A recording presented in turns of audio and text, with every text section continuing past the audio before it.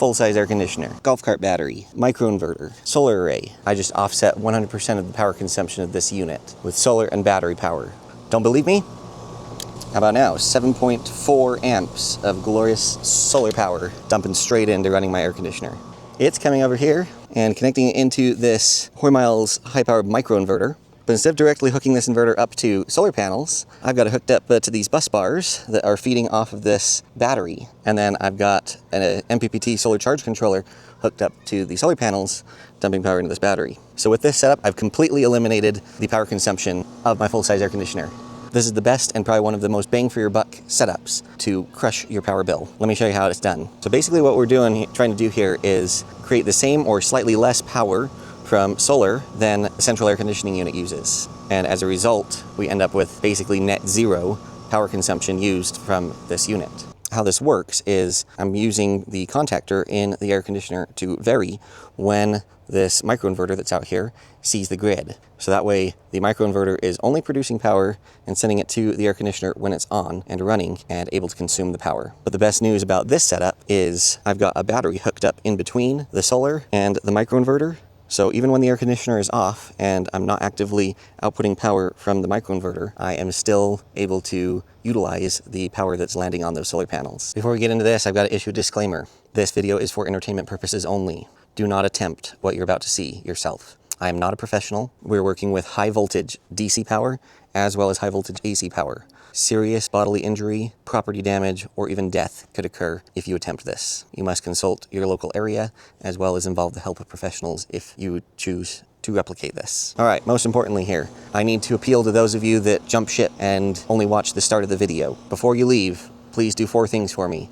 Like the video, comment, subscribe, and share. I value free information. I think you guys do as well, and I love providing it to you. The thing of it is, I'm taking time out of my schedule, my day to make this video. It will take multiple hours that you don't even see, and I want to bring it to you for free. That's how it should be. The only thing I ask in return is those 4 free things from you, and that will help add excitement and motivation to me to continue making this kind of content, as well as help it reach the masses, which hopefully in turn provides a little compensation. Also, if you would, please use the links that I've got down below that are affiliate links to purchase any equipment that you might be interested in. It does not cost any extra for you, but I do receive some small commissions on those purchases. And that's another way to help support the channel and to keep things free. Those of you that watch till the end of the video, thank you so much. You're welcome to wait until the end to like, subscribe, comment, and share. I just wanted to be sure and catch those of you that leave early. All right, before we hook this battery and solar up, let's just get a baseline on power consumption of this AC unit. We'll just come down here and clamp the incoming power. You can see there, we're pulling 6.72 amps of electricity. So let's see what kind of difference we can make here. At the moment, I do not have any of the solar connected up, okay? Here's my charge controller. Here's the PV wires. Nothing is connected up to it yet, okay? But I've got this golf cart battery hooked up. If we look at its monitor, check it out. We're outputting 37 amps right now. So I'm feeding battery power into all 4 inputs of this inverter. Green light is flashing, so we're working 100% off battery power at the moment. Let's come over here and take an amp reading. 7.3 amps of AC power going in. That is fantastic. Uh-oh, but this is an example of what you should not do, and that is backfeed power into the house, because look at that. I'm producing so much power right now, I'm feeding 2.83 amps back into the grid.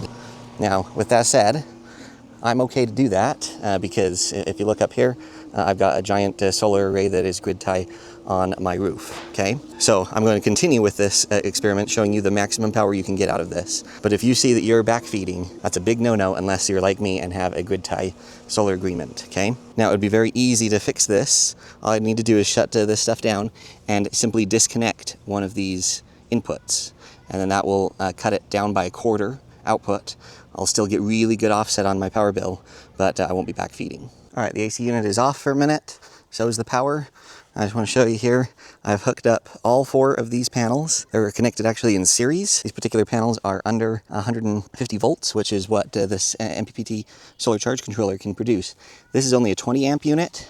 So if you take a look here, you can see that we are putting in 21.5 amps of power. So the charge controller is acting as the medium for the solar. The solar is running non-stop. Okay, so I'm generating electricity right now and storing it in this battery, even with the air conditioner off. You can see that the Hoymiles microinverter is not seeing the grid, it's flashing red. So this is a great way to continue to make use of your solar panel and the power that it can generate, even when the air conditioning unit is off, because it's all going to get dumped into this battery and stored. And I'm happy to report that now they make a 40 amp version of this, which would be ideal for this situation. All right, let me fire up the air conditioning unit, and we'll see how the solar interacts with all of this. Okay, the AC unit is up and running, and you can see Hoymiles microinverter is inverting. But check it out, with solar, now we're only discharging 18 amps instead of almost 40, right? We were in the high 30s before. You can see right here that we're outputting 20 amps from the solar charge controller. That's why I like the solar charge controller so much. It has a Bluetooth app. It makes it so easy to see what's going on with it. And the best part is, the manufacturer that makes this now makes a 40 amp version. This is the 20 amp. So just think, if you got the 40 amp version and got enough panels to max it out, you'd basically be able to 100% offset the power that the air conditioner is consuming when it's running. And then when it shuts off, you'd be dumping 40 amps of power into the battery and storing that up for nighttime. And if you need more capacity, you could easily just get one more of these batteries and set it here on the side. Piece of cake. Let's just go check the amps for fun. The amps should be exactly the same as before when it was just the battery. Yes, it is. And you can see we're still backfeeding 2-ish amps at the moment, almost 3 back to the grid. A cloud goes over those solar panels or whatever, and you're still going to get full power out to the Hoymiles microinverter until, of course, the battery dies, and then the inverter will just shut down and wait until it's got voltage again.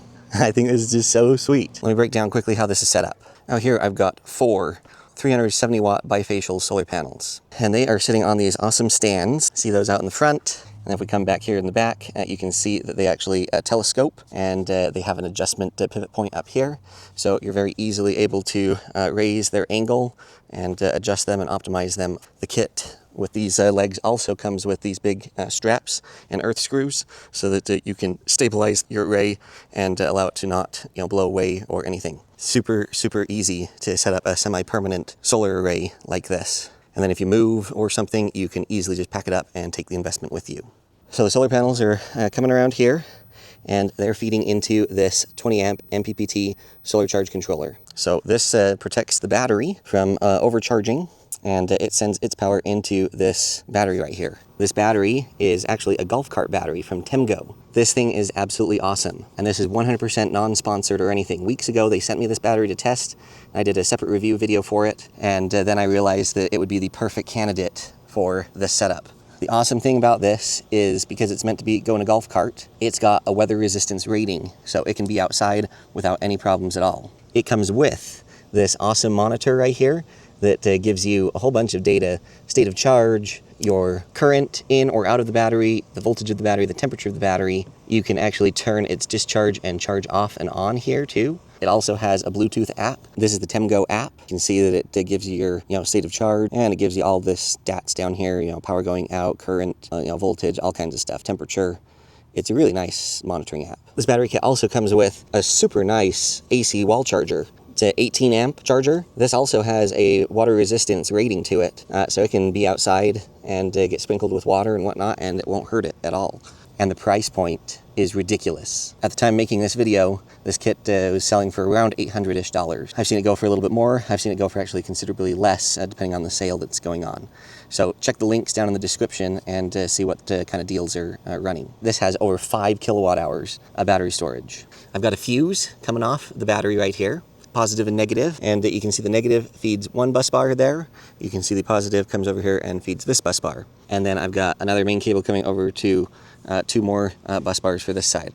These bus bars distribute the DC power to the Hoymiles microinverter system. So I literally just fabricated my own MC4 cables, and you must make sure that you get the polarity correct. You must make sure that you put the positive ends for the positive and the negative ends to the negative. It's pretty easy. Just use a solar panel for reference and replicate those on your positive wires and your negative wires. On the positive bus bars, one thing I do not have that you should most certainly have is a fuse every one of these cables that feed into the Hoymiles microinverter. That way, if there's any kind of internal short in here, the fuse will pop and you won't have a fire on your hands. I don't have that right now, and I'm just testing this proof of concept at the moment. But I would recommend 20 amp fuses rated for above 60 volts. You only need to fuse the positive side. Next, we have the Hoymiles microinverter. This is a 2000 watt microinverter, and right now we are letting it rip as hard as it can go. And then it feeds AC electricity after it's converted it through that cable over towards my air conditioning unit.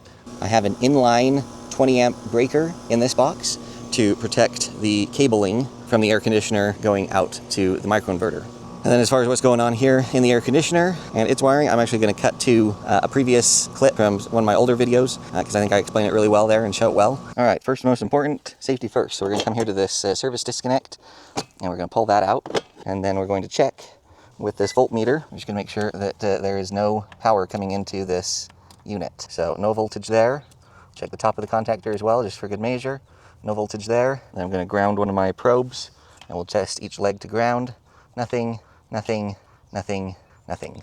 So we're good to go there. Next, in this weatherproof box, I've got this 2-pole circuit breaker here that protects the wiring on this side. So what we're going to do is make sure that is off. There shouldn't be any power anyway because the inverter hasn't fired up yet, but again, safety first here. The Hoymiles microinverter outputs 240 volt split phase power. So we've got 2 hots and a ground wire coming from that. In your air conditioner, you'll have this device right here that is called a contactor. It's basically a big relay that is the switch that turns your HVAC system off and on. In my case, the power comes in from the bottom and then it comes out the top here and goes to the various components in this outdoor unit. We're going to use this, that's controlled by the thermostat, to vary when that microinverter sees the grid. So we're only accepting solar power when this air conditioner is energized. That way we are self-consuming, so we don't want to run the risk of pushing any power back to the grid. So we need to be sure and connect the solar on the top side, in my case of the contactor, check your flow of power. So we're going to take our ground wire here, connect it to the ground. This is a Wago connector. It's super deluxe. I'll leave a link for those down in the description below. They're so handy. And then I've just crimped some spade terminals here on the ends of the hot wires, and we're going to go ahead and connect them up here, but I need 2 hands, so hang on a second. Now I'm hooking this up very temporary in nature. Obviously, when you're hooking it up permanently, you need some seal tight and grommets and what have you to wire this properly. But you can see my 2 spade terminals connected to the top side of the contactor. Because this is 240 volt, it doesn't matter which side of the contactor those wires go to. All right, now with that wired, we can come over here and we can go ahead and energize the breaker here. Now I'm going to show you, even with that breaker on, there's going to be no power here. Let's take this multimeter and check, and there's no power. That's because that microinverter will not produce any power until it sees grid power. It's equipped with rapid shutdown technology so that it shuts off and stays off while there's no grid power available. Then we're going to come over here, and we're going to go ahead and put the service disconnect back in over here. And now you'll see, waiting to come into the contactor at the bottom, we've got 246 volts, but up at the top we have no voltage because the contactor is still switched off. We've got to go in and turn it on from the thermostat. There is about a 4-ish minute delay from when that turns on and this microinverter starts seeing grid power before it starts producing power. That's a safety feature. The other sweet thing is this is incredibly scalable. So maybe you have a hyper efficient, smallish AC unit like mine that doesn't use that much power. And this system is more than enough to do it. Maybe you have a giant 5-ton old energy hog unit and it consumes 4,000 watts of power when running.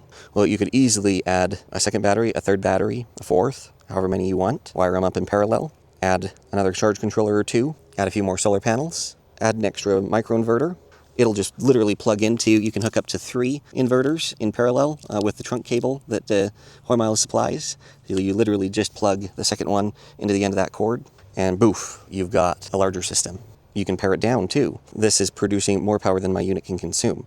So in my case, I'd actually want to pull one of the feeds out of one of these inputs on the Hoymiles microinverter to prevent that from happening. And that's the nice thing about this, is I can still use all 4 panels, or even more if I wanted to, but I can vary the amount of power that this produces just by how many lines I connect going to it from the battery. And pro tip, if you live in or near the state of Utah or are coming through on a trip or something, you need to check out Payoff Solar. That's where I got these solar panels. At the time of making this video, I picked them up for just under $100 a piece. Yeah, for 370 watt bifacial panels. Now the stock changes because how they work is they find gluts of solar panels and buy them for super cheap. And then they they sell them for pennies on the dollar, basically, because that's what they got them for. They pass the savings directly on to the consumers. I have had these for a couple of weeks. That one got a little dirty and stuff, but they were brand new, and they are brand new panels to pay off solar cells. So anyway, I'm going to leave links and contact info for them. I doubt you'll find panels cheaper anywhere else. If you call or email or text them, be sure and let them know that you came from my channel. There's a trick for that, because I've partnered with him to give you guys even more money off the already cheap panels. So take advantage of that. Payoff Solar will ship them to you. And if you buy like a large quantity of them, you could probably get a pretty smoking deal, even though there's shipping charges that would need to be paid to ship them to you. It gets a little expensive to ship small quantities of panels of this size, but certainly get shipping quotes and compare. Because the price of the panels themselves are still really, really cheap. Isn't this the sweetest setup, you guys? I just love the feeling of generating my own power and insulating myself from this skyrocketing energy bills that we've got going on right now. There's nothing quite like going inside and cranking it down so you're nice and cool, knowing that there's no repercussions. You're not going to get this huge spiked energy bill. The brighter the sun, cooler you can have your house, which is actually perfect, because usually when the sun is just beating down like it is today, that's when you need air conditioning most. So I'm going to have links to all the components down below. It's not been easy finding products that work so well with each other. This has been a process, and I'm going to continue to refine it. But I think we're going to have a hard time beating this current configuration. A common question and concern is if you are going to overload these wires, and more importantly the MC4 connectors, by hooking it up to a battery that can supply thousands of amps if there's a short circuit. But this is rated to produce 200 amps continuously of power, which would easily melt these cables and connectors and whatnot. No, you don't need to worry about overloading this. Why? This inverter is special. Every single input has its own MPPT controller assigned to it. So there's actually 4 MPPT controllers inside this inverter before the inverter portion. So as long as you do not exceed the voltage of those MPPTs, they will self-regulate how much current they pull. Voltage is pressure, amps is the flow or current, volume, however you want to describe that. If we do not overpressurize the system, those MPPT valves, so to speak, will only let the amount of current that they're designed to let through at any given time, and they will self-regulate that current. I hope that makes sense. But proper protections do need to be put into place. Every single one of these input wires on the positive side need to be fused. And then notice that the system as a whole is fused, and it's a little hard to see, but there's a fuse for my MPPT solar charge controller as well. Big question I got from my last video is about this Micro Air Easy Start. I've had mine for multiples of years now, and it continues to go strong and work extremely well. The question I always got was, is this necessary in order for this to work? Absolutely not. This is 100% optional. The only reason I have this is to help save wear and tear on my machine, but more importantly, for my backup generator. I was able to save thousands of dollars getting a smaller backup generator because of this unit right here on my AC unit.